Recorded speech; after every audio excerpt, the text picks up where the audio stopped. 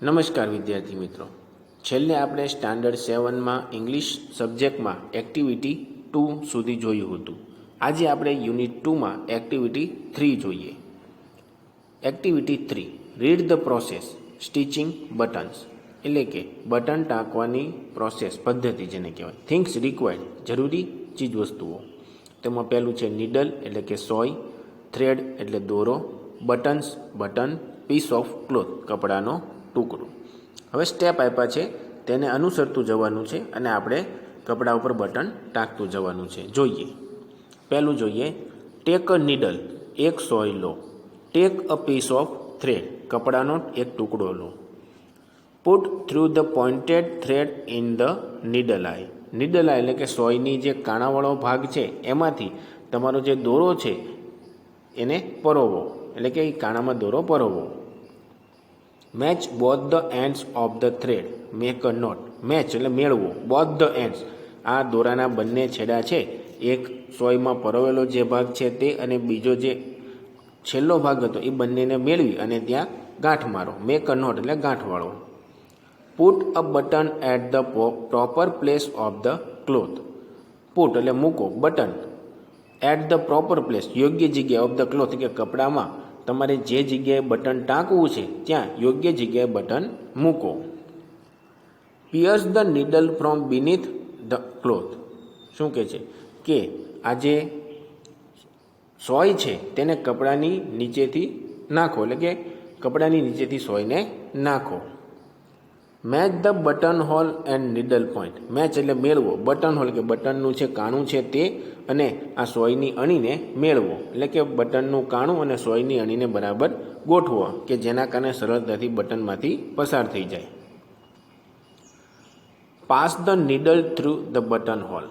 સોયને બટનના કાણામાંથી પસાર કરો. Stretch the needle to the full strength. Stretch એટલે કે ખેંચો, એટલે કે સોયને પૂરેપૂરી, ફૂલ સ્ટ્રેન્થ એટલે કે પૂરેપૂરી છે એ તમે બટનના કાણામાંથી ખેંચો. Pierce the needle beneath the button hole. હવે બટનના કાણામાંથી સોયને પાછી નીચે જવા દેવાની. પહેલાં આપણે કપડામાંથી બટન ઉપર લઈ આવ્યા, હવે બટનથી તમારે કપડા સુધી નીચેની તરફ ધકેલવાની છે સોયને.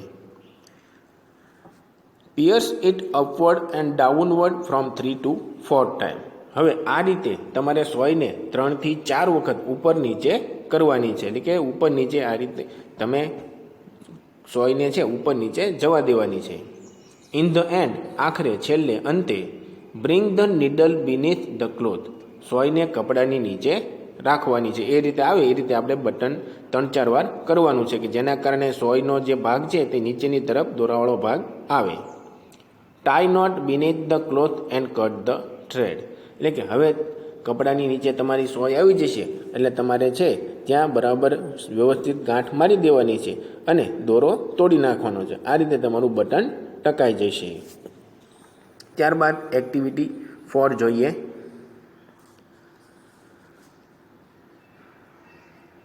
અહીંયા આપણને ડાયલોગ્સ આપ્યા છે, તે વાંચીએ અને સમજીએ. Read the dialogue. Mahesh want to open an account in a bank. મહેશને બેંકમાં ખાતું ખોલાવવું છે. He goes to the bank. તે બેંકમાં જાય છે. He meets the manager. તે મેનેજરને મળે છે. Mahesh says, may I come in sir. મહેશે કહ્યું, સાહેબ હું અંદર આવું? Manager says, yes you may. What can I do for you. હા આવો, બોલો તમારા માટે હું શું કરી શકું?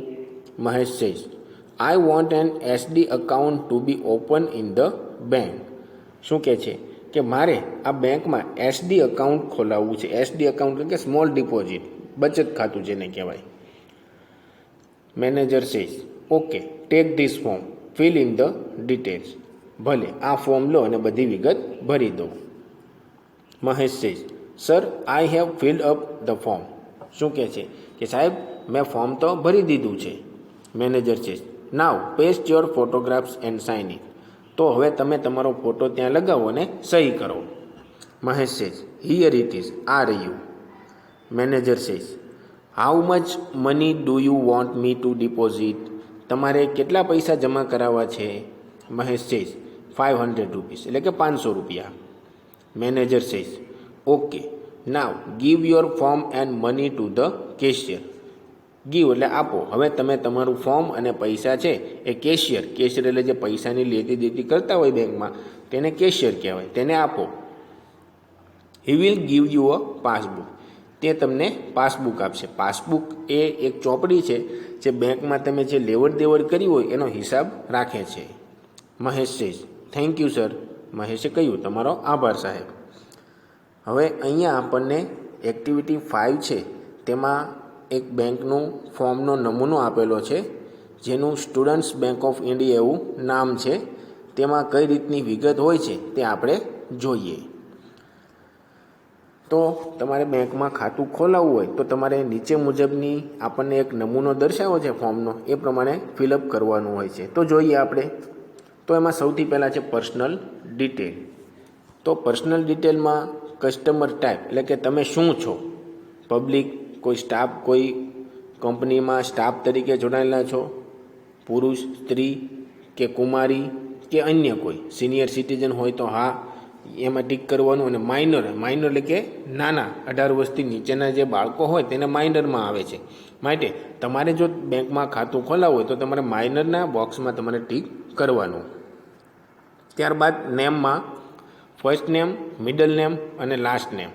જો તમે ફોર્મ ફિલઅપ કરો ત્યારે પહેલાં તમારું નામ, પછી પપ્પાનું નામ અને પછી અટક લખવાની હોય છે. જો તમે અટક પહેલાં લખતા હો તો ફર્સ્ટ નેમમાં તમારે અટક લખવાની હોય છે. ત્યારબાદ તમારું નામ અને પછી પપ્પાનું નામ લખવાનું હોય છે.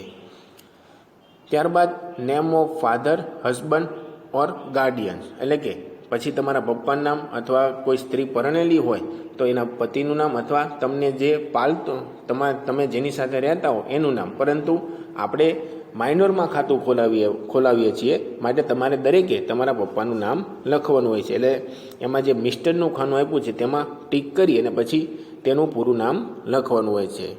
ત્યારબાદ ડેટ ઓફ બર્થ એટલે કે તમારી જન્મ તારીખ. ત્યારબાદ જેન્ડર, એમાં તમે છોકરા હો તો મેલમાં, છોકરી હોય તો ફિમેલમાં ટીક કરવાનું. ત્યારબાદ નેશનાલિટી, તો જે નેશનાલિટીનું બોક્સ છે એમાં તમારે ઇન્ડિયન એવું લખવાનું હોય છે. ત્યારબાદ મધર્સ મેઇડન નેમ એટલે કે તમારા મમ્મીનું નામ. ત્યારબાદ મેરિજ સ્ટેટસ, તો મેરિજ સ્ટેટસમાં આપણે પરણેલા નથી એટલે અનમેરિડમાં ટીક કરવાનું રહેશે.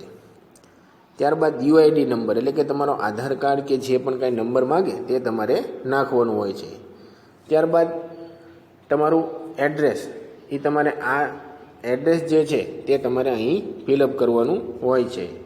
પૂરું સરનામું કે તમારો કોન્ટેક થઈ શકે એમાં તમારે તમારા ઘરનો નંબર હોય, પછી તમે જે શેરીમાં રહેતા હો તે શેરી નંબર, પછી કોઈ લેન્ડમાર્ક એટલે કે તમારા ઘરની આસપાસ કોઈ મંદિર હોય, ચોક હોય, સર્કલ હોય તો એના વિશે પણ તમારે નોંધ લખવાની હોય છે. ત્યારબાદ તમે કયા શહેરમાં રહો છો તેનો પિન નંબર, ત્યારબાદ કયા રાજ્યમાં આવ્યું છે તે, અને નીચે મોબાઈલ નંબર અથવા ટેલિફોન નંબરમાંથી તમે કોઈ પણ એક નાખી શકો છો. ત્યારબાદ એડિશનલ ડિટેલ્સ, જેમાં ઇન્કમ એટલે કે આવક, તો તમારી આવક કઈ રીતની છે, મંથલી છે કે એન્યુઅલી છે, પણ એમાં આપણે કંઈ કરવાનું રહેશે નહીં. ત્યારબાદ રિલિજિયન્સ એટલે કે તમારો ધર્મ, તમે જે ધર્મ પાળતા હો તેના વિશે તમારે લખવાનું હોય છે. ત્યારબાદ કેટેગરી, તો તમે કઈ જ્ઞાતિના છો અને તે જ્ઞાતિ કઈ કેટેગરીમાં આવે છે, જનરલ, ઓબીસી, એસસી, એસટી જે પણ કંઈમાં આવતું હોય તે તમારે ફિલઅપ કરવાનું હોય છે. ત્યારબાદ તેની નીચે એજ્યુકેશનલ ક્વોલિફિકેશન, તો તમે નોન ગ્રેજ્યુએટ છો, ગ્રેજ્યુએટ છો, પોસ્ટ ગ્રેજ્યુએટ છો કે અધર. તો આપણે અત્યારે 8મા 7મા 8મા ધોરણમાં ભણતા હોઈએ તો આપણે અધરમાં ટીક કરવાનું રહે છે. ત્યારબાદ occupational type, salaries, self employ, business, retire, students કે અધર. તો આપણે દરેકે સ્ટુડન્ટ છીએ માટે સ્ટુડન્ટ્સના બોક્સમાં ટીક કરવાનું હોય છે. ત્યારબાદ ઓર્ગેનાઇઝેશન્સ નેમ, પણ એમાં આપણે કંઈ કરવાનું રહેશે નહીં. ત્યાર પછી તમે બેંકમાં ખાતું ખોલાવો ત્યારે ફોર્મ જે ભર્યું હોય તેની સાથે તમારે તમારી આઈડેન્ટિટી એટલે કે તમારું ઓળખપત્ર અને તમે ક્યાં રહો છો તેનું પ્રૂફ આપવું પડે છે. તો પ્રૂફ ઓફ આઈડેન્ટિટી એમાં એથી લઈ અને આઈ સુધીના પુરાવામાંથી તમે કોઈ પણ એક આપી શકો છો.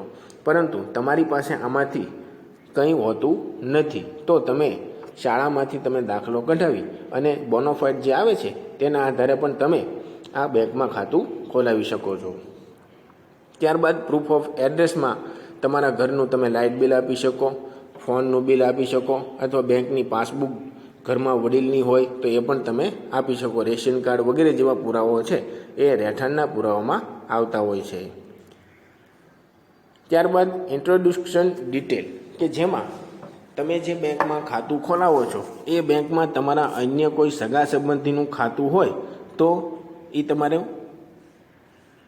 એમાં વિગત આપવાની હોય છે કે ભાઈ તમે સગા સંબંધી હોય તો તે તમારા વતી તેમને જે આધાર રૂપે એ માગતા હોય છે બેંકવાળા, તો તમારા સગા સંબંધીની વિગત અહીંયા નાખવાની હોય છે કે ભાઈ કોઈ વ્યક્તિ તમારા આજુબાજુમાં રહેતા હોય અને તે તમને ઓળખે છે તો એ વિગત અહીંયા લખવાની હોય છે કે ભાઈ હું આ વ્યક્તિ છું અને મારો આ બેંકમાં આ ખાતા નંબર અને એટલા વર્ષથી હું છું, અને આ બેંકમાં જે વ્યક્તિ અત્યારે ખાતું ખોલાવે છે તેનો એટલા વખતથી ઓળખું છું, તેવી બાહેધરી તમારે દેવાની હોય છે અને નીચે સહી કરવાની હોય છે. આ રીતે બેંકમાં ફોર્મ ફિલઅપ થાય છે. ત્યાર પછી આગળ જોઈએ activity 6. Activity 6A, work in pairs.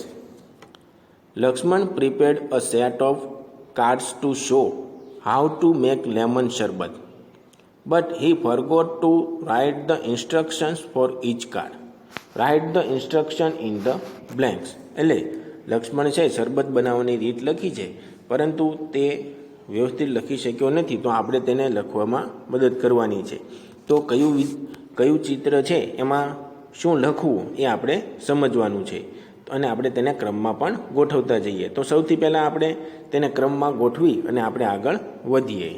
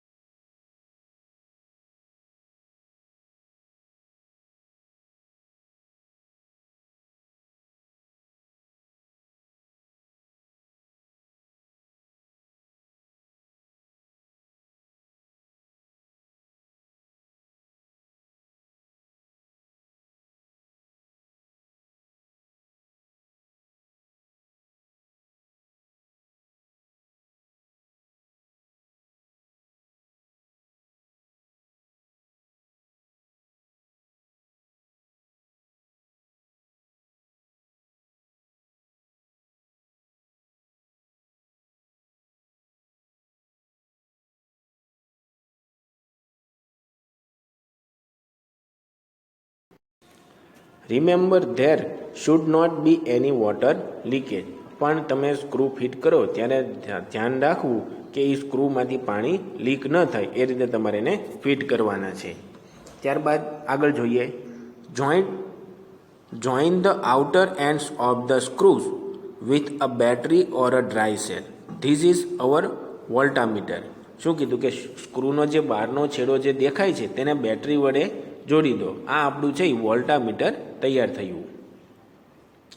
Now fill half of the voltameter with pure water. શું કીધું કે હવે આ વોલ્ટામીટરને અડધે સુધી ચોખ્ખા પાણીથી ભરી દો. Add 4 or 5 drops of sulphuric acid. હવે તેમાં 4 કે 5 ટીપા સલ્ફ્યુરિક એસિડના ઉમેરો. The water will become a good conductor. આ પાણી છે એક સરસ કંડક્ટર એટલે કે વાહક બની જશે. આ રીતે આપણે વોલ્ટામીટર દ્વારા વાહક બનાવવું જોયું. ત્યાર પછીની એક્ટિવિટી 8 આપણે પછીના લેક્ચરમાં સમજીશું. આભાર. જય સ્વામિનારાયણ.